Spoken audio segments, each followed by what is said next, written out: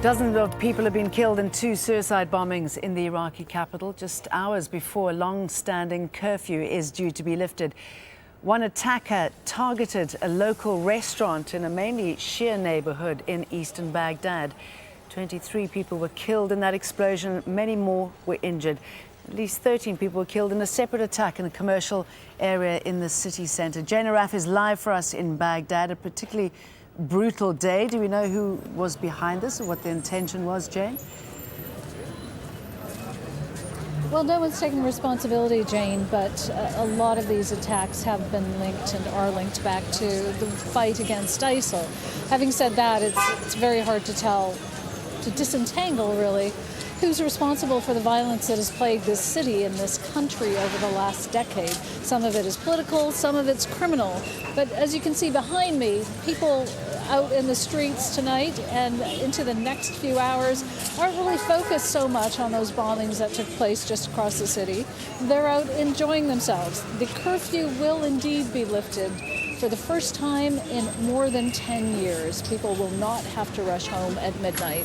The Iraqi government, the new government, says it's because things are safer. It wants people to feel like they live in a more livable city, and it's taking other measures as well, including taking away some of the roadblocks that snarl traffic around here.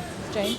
Yeah, you do wonder about the timing, Jane. I mean, I know that the UN recently released a report saying that some of the deaths in Baghdad, the most they've seen in years. So you just wonder how wise this move is, how they can promise security to those living there.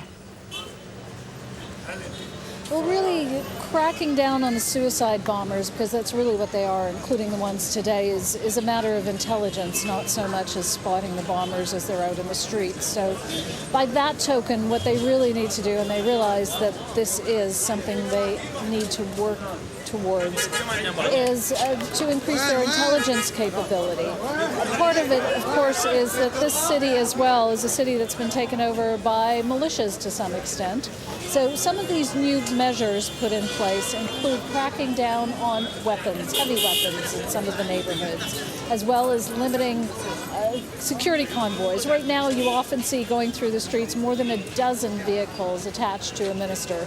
That's down to 3 in some neighborhoods. So essentially, all of this is a determination by the government that they can indeed take steps to make the city just feel more livable and send the message that, yes, it's a country at war, but there are people actually in control. That's the intent. I'm sure it must feel like a relief. Thanks for that, Jane Arraf.